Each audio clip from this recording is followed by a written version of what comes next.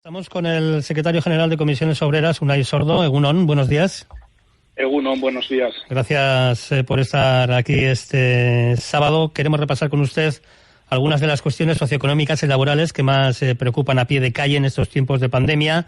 Y para empezar, lo ahora vamos a hacer con una previsión, porque este lunes Comisiones Obreras y UGT, CEO y CEPIME se reúnen con el presidente del Gobierno y los ministros de Trabajo, Economía y Seguridad Social, en principio, para poner en marcha mesas de diálogo social. ¿Con qué perspectivas acude usted a ese encuentro al máximo nivel, por decirlo así? Bueno, el motivo de la reunión realmente es poner en marcha una serie de mesas de diálogo, de negociación, de propuesta para para fijar los criterios de canalización de los recursos europeos que tienen que llegar a España a lo largo de los próximos años. Yo creo que lo que se juega el país es muy serio, porque tienen que ser recursos que tienen que servir para mejorar cualitativamente la estructura económica del país, todo esto que se habla habitualmente de la digitalización, la transición energética y ecológica, cuestiones que creo que son muy estratégicas y que creo que se debieran abordar también desde el ámbito del diálogo social. Y ese es el motivo por lo que nos vamos a reunir con el presidente, con esos ministerios que has citado y algunos cuantos más, porque va a haber prácticamente medio Consejo de Ministros en esa reunión. El diálogo social.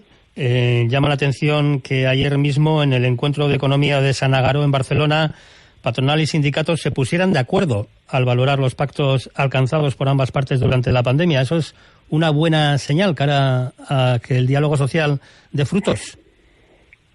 Bueno, yo creo que es una buena señal en el sentido que hacemos un análisis compartido de los aciertos que creo que hemos tenido en algunas cuestiones en los últimos meses. Por primera vez en España, la caída de la economía, que ha sido muy pronunciada en esta crisis, no se ha traducido en una caída proporcional del empleo. Se ha sujetado muchísimo empleo a través de acuerdos sociales, a través de los ERTE, a través de algunas medidas más, que están permitiendo que por primera vez, como digo, pues la caída del PIB no se refleje en términos de destrucción de puestos de trabajo, por ejemplo, como en el año 2008, ¿no? Ahora mismo en España, si se hubiera destruido el empleo a la misma velocidad, en la misma proporción que hace 10 años, estaríamos hablando de unas 3 millones de personas más sin un empleo, ¿no? Y creo que es lógico que hagamos una valoración positiva de esas medidas tomadas, que han salvado, creo que, muchísimos empleos y muchísimas empresas hasta ahora, ¿no? Porque ahora hay que ver la perspectiva de salida de la crisis, que no va a ser fácil todavía. Además de esa valoración positiva del diálogo social, patronal y sindicatos reclamaron también a los partidos una tregua política para que ellos también lleguen a acuerdos. ¿Es una llamada de atención a las administraciones, a los gobiernos, a los partidos políticos? Sí, indiscutiblemente, porque como decía al principio, gran parte del trabajo de reconstrucción económica y social que tiene por delante el país requeriría de acuerdos amplios, porque no van a ser medidas que dependan solo del Gobierno de España, sino que es el conjunto de administraciones, el conjunto de las propias comunidades autónomas, incluso las entidades locales, las que tienen que jugar ahí un papel muy determinante, ¿no? Y lógicamente, pues el resto de administraciones están gobernadas de formas distintas y por partidos distintos, con lo cual sí sería bueno tener un marco de acuerdo mínimo, un mínimo común denominador para afrontar todas esas medidas que creo que hay que tomar en el futuro, ¿no? El diálogo social, yo creo que es verdad que ha dado incluso un cierto ejemplo en este terreno, y sería bueno que los partidos, o algunos partidos que creo que se han instalado en el frentismo y en intentar acortar los tiempos de esta legislatura, entendieran que lo que hay en juego es demasiado, ¿no? Y uno de los soportes necesarios para que ese diálogo social vaya adelante y sea fructífero sería que haya presupuestos, no solamente los generales del Estado, también otros presupuestos, los que se están negociando en la Comunidad Autónoma Vasca, por ejemplo, y los que se acaban de cerrar en Navarra, que dentro de unos minutos podremos adelantar el contenido de ese acuerdo. ¿Cómo le parece que va la negociación presupuestaria en general? Sí, estoy de acuerdo con lo que planteas en la pregunta. Yo creo que, primero, porque es muy importante dar certidumbres, ¿no? Es importante que la sociedad, que la economía, que los trabajadores, que las empresas tengan una cierta perspectiva de cómo va a ser el año que viene. Y en ese sentido, que haya presupuestos generales del Estado, y como bien se plantea en el resto de administraciones, creo que es muy importante. Es muy importante, además, que sean presupuestos expansivos. Es decir, que sean presupuestos que vayan a promover la actividad económica y la creación de empleo, que sean presupuestos que se alejen de la austeridad que hemos vivido en la última década, ¿no? Y luego son presupuestos que tienen que incorporar la primera partida, las primeras dotaciones europeas del entorno de 27.000 millones de euros, ¿no? Con lo cual necesitamos esos presupuestos, porque además yo creo que si se cumplieran los plazos y las previsiones que se están haciendo respecto a la campaña de vacunación en la parte primera del año que viene, si se dieran esas circunstancias de una campaña de vacunación que empiece a inmunizar a una parte de la población y hubiera presupuestos generales del Estado en todas las administraciones, creo que la recuperación económica y social puede ser más rápida de lo que se está anunciando, ¿no? Por tanto, creo que vivimos momentos muy importantes y habría que estar a la altura de las circunstancias. Pero, insisto, presupuestos que tienen que ser de carácter expansivo. Ha hablado usted de la vacuna, de la pandemia. La dicotomía que a menudo se plantea de o economía o salud es real. ¿No se puede salvar la economía a la vez que garantizamos la seguridad sanitaria? Bueno, yo creo que hay que tener claro que el tomar medidas de carácter que restringen la actividad, que restringen los aforos, que restringen la movilidad, tiene efectos económicos. Esto es así y lo estamos viendo, ¿no? Pero creo que la contención de la pandemia es absolutamente fundamental para la recuperación de la economía. Claro que no existe esa dicotomía. Yo creo que equivocarse en las políticas sanitarias nos llevaría a futuros confinamientos o a futuras restricciones más severas que acaban afectando a la economía, y lo hemos vivido, ¿no?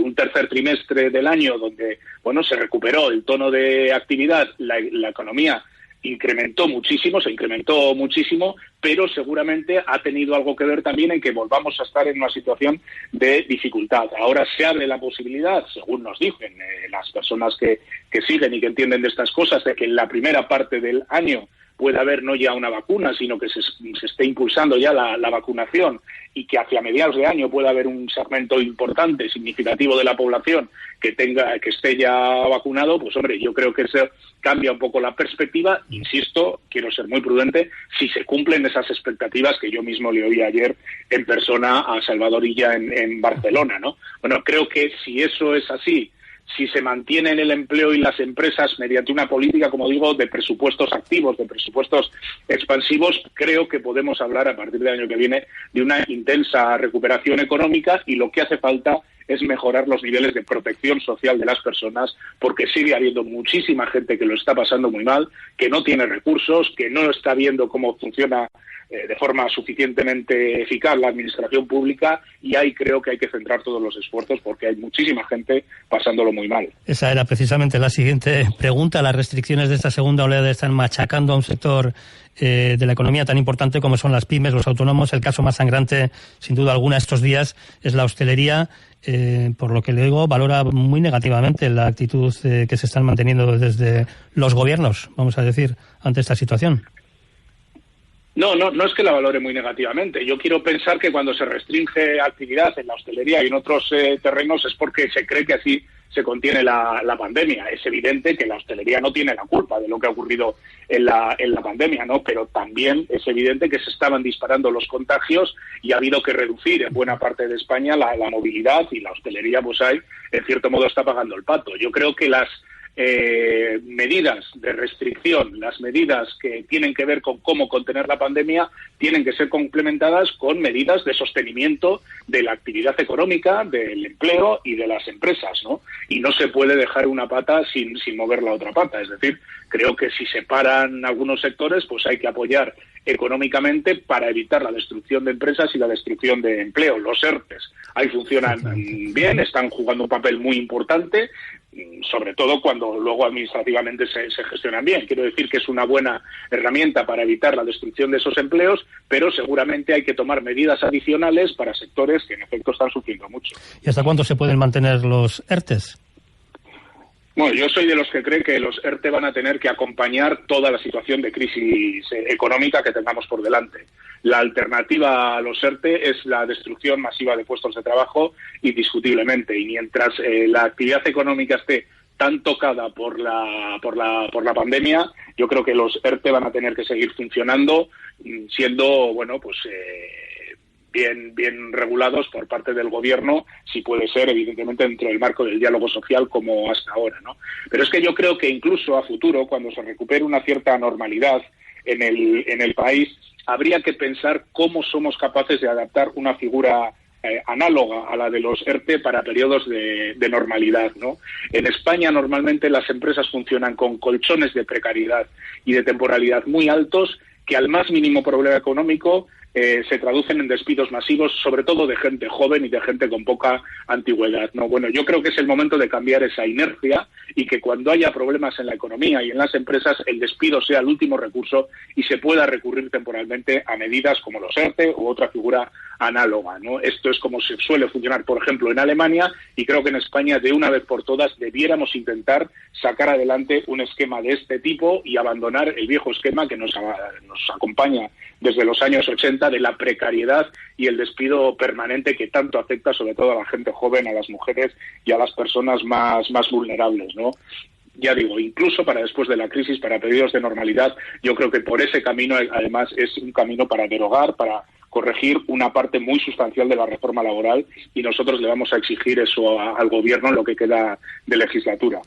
Le tengo que preguntar por el informe que conocimos ayer del Fondo Monetario Internacional, un informe en el que alerta de la presión que representa para la sostenibilidad fiscal de España la subida de los sueldos en el sector público, también la subida de las pensiones. ¿Qué valoración le merece? Bueno, el informe dice más cosas. El informe habla de eso, en efecto, lógicamente, el pago, la mejora en el 0,9 del salario a los funcionarios, a los empleados públicos, y la revalorización de las pensiones con el IPC, e incluso las pensiones mínimas por delante, suponen un impacto de gasto, pero suponen un impacto de gasto que yo creo que este país tiene que asumir, porque es de justicia, porque los pensionistas y las pensionistas no pueden perder poder adquisitivo, y porque los empleados públicos que han sido fundamentales en esta pandemia, en el ámbito sanitario, en el ámbito educativo y en otros ámbitos de la función pública, tienen que ver retribuidos suficientemente sus trabajos, ¿no?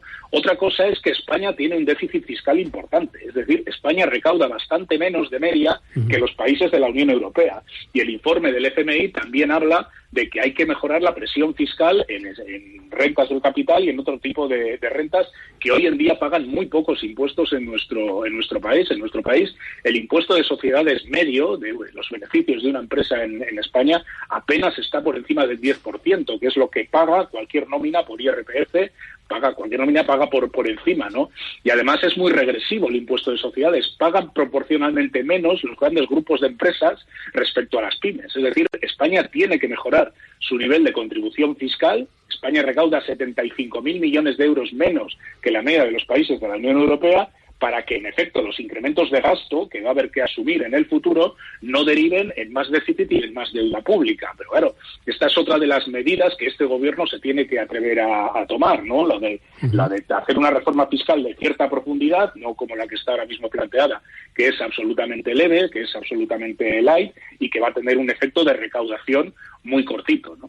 Y otra reforma que usted ha mencionado antes, la reforma laboral. Ayer patronal y sindicatos dejaron claro que sí, reforma sí, pero claro, muy distinta para cada cual. Desde el punto de vista sindical, ¿qué habría que tocar en esa reforma de forma inminente, ya?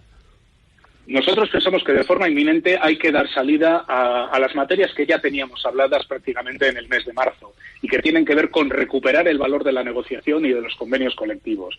Es decir, los convenios colectivos en España tienen que tener vigencia indefinida, hay que recuperar la ultraactividad indefinida. No puede ser que los convenios colectivos de empresa reduzcan los salarios de los convenios sectoriales. No puede ser que la subcontratación en España esté tan mal regulada como está y la subcontratación se utilice para deteriorar condiciones de trabajo y salarios y no para especializarse productivamente. Y no puede ser que las empresas dejen de aplicar los convenios colectivos a través de fórmulas prácticamente de unilateralidad empresarial, o dicho de otra manera, de que el empresario haga y deshaga a su antojo, ¿no? Yo creo que estas medidas, ultraactividad, preferencia del convenio de de sector en materia salarial sobre la empresa y algunas cosas más tienen que tocarse de forma inmediata. Y luego hay otra parte muy sustancial de las reformas laborales que apuntaba antes, todo lo que tiene que ver con la contratación precaria y el despido libre prácticamente que existe en nuestro país, que habría que corregirlo en un plazo un poco más largo, porque esto no se puede hacer en 3 semanas, como digo, vinculándolo a ese debate de fondo sobre cambiar nuestro modelo laboral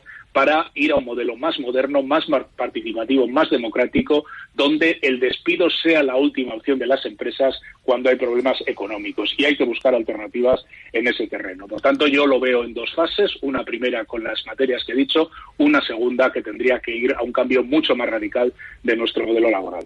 Una última pregunta. La huella socioeconómica que va a dejar esta pandemia una vez se supere, esperamos que sea cuanto antes, va a ser especialmente profunda entre los jóvenes. Les espera un futuro socioeconómico muy incierto. ¿Sería necesaria una política especial de carácter, digamos, generacional, por utilizar un palabra? Yo creo que hay una parte de la población, esto que llamamos población más joven, pero no tan joven, que prácticamente ha sufrido en sus propias carnes 2 crisis de una intensidad enorme, ¿no? Y esto, claro, que está dejando un deterioro en sus expectativas de vida y en sus expectativas de trabajo. Esta crisis, aunque se está tratando con unos recursos públicos muy intensos, aunque ha habido un nivel de protección que no habíamos conocido en otras, pero está generando enormes brechas de desigualdad. Y uno de los colectivos más afectados, en efecto, es el de los jóvenes. Yo creo que para que las personas jóvenes puedan recuperar su expectativa de vida hay que tocar muchas cosas, pero no solo en el ámbito laboral. Hay que mejorar la estabilidad en el empleo. Los jóvenes no pueden ser los paganos de todas las crisis, pero hay que tocar muchas más medidas. Hay que afrontar una política de vivienda mucho más ofensiva, mucho más destinada a garantizar el acceso a un bien básico como es el de la vivienda, donde no se lleve la renta disponible de las personas jóvenes prácticamente en su totalidad o en proporciones que hacen que sea casi inviable acceder a un piso, acceder a un alquiler, ¿no? Es decir, hay que tocar muchas medidas porque sí creo que hay un riesgo enorme de fractura generacional. Luego es verdad que cada generación está porque hay fractura generacional y hay fracturas de clase, no es lo mismo unos jóvenes que otros, evidentemente, pero sí hay que evitar que se profundice esa brecha de desigualdad, ¿no? El mercado laboral, el llamado modelo laboral, es determinante, pero hay que tocar medidas también de carácter social muy intensas, y yo creo que todo lo que tiene que ver con el acceso a la vivienda tendría que ser una política estratégica de país, ¿no? Unai Sordo, secretario general de Comisiones Obreras, muchísimas gracias por aceptar este sábado la invitación de Radio Euskadi. Un saludo. Gracias a vosotros. Agur.